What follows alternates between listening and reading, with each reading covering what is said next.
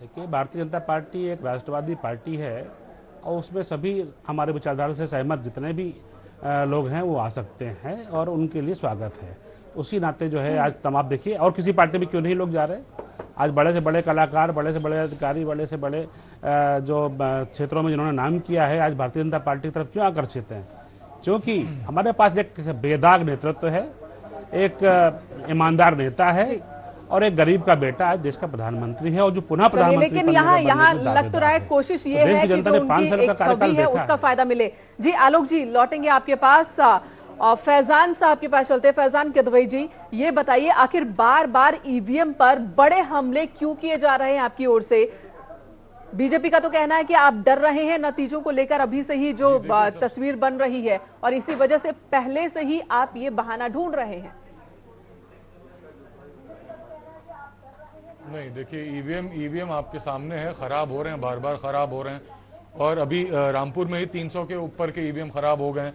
वहां पे बदायूं में आपके स्वामी प्रसाद चुनाव आयोग ने लेकिन खारिज कर दिया इस आरोप को। संघमित्रा मौर्य जो इलेक्शन लड़ी भाजपा की तरफ से, अब चुनाव आयोग तो खारिज करता रहेगा। चुनाव आयोग के सामने ये सवाल भी उठता है, देखिए आरटीआई रिपोर्ट एस राय है महाराष्ट्र के उन्होंने दिया था, तो उसमें दिख रहा है जो इलेक्ट्रॉनिक कॉर्पोरेशन ऑफ इंडिया और भारत इलेक्ट्रॉनिक लिमिटेड है, जो दो कंपनियां जो ईवीएम बनाती हैं, जितने ईवीएम उन्होंने बोला कि हमने दिए हैं और जितने ईवीएम इलेक्शन कमीशन ने बोला हमें मिले, उनमें बहुत अंतर रहा है। काफी सारी ऐसी रिपोर्ट है, मेरे सामने पूरा डिटेल है उसका। पिछले साल ही अगर देख लें, इलेक्शन कमीशन ने बोला 36,395 मिले हैं, बीएल यानी भारत इलेक्ट्रॉनिक्स लिमिटेड ने बोला हमने सिर्फ 2070 दिए हैं, तो बाकी के कहां से मिले? 300 जो आंकड़ा है ईवीएम के खराब होने का, ये कम नहीं है। तो और आरोप आपकी ओर से ये है कि इसकी वजह से चुनाव बाधित हुआ। ये एक तो ये गलत है कि इलेक्शन कमीशन जितना बोल रहा है उतने मिले नहीं, जितना कंपनियां बोल रही वो अलग है। इसमें एक तो गड़बड़ है, दूसरा आप ईवीएम देख लीजिए बार बार खराब हो रहे हैं।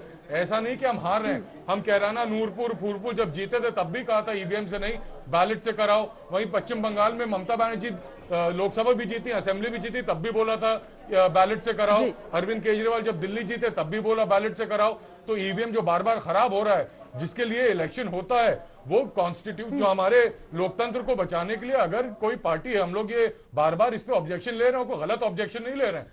सामने सामने दिख रहा है ईवीएम खराब हो रहा है। कई जगहों पे अभी भी ये ईवीएम खराब होती है तो उसकी जगह बदल दी जाती है। बैकअप में ईवीएम इतनी होती है कि तुरंत चुनाव आयोग बदलता है और कोशिश यही होती है कि कम से कम प्रभावित हो मतदान। अनूप पटेल जी, अनूप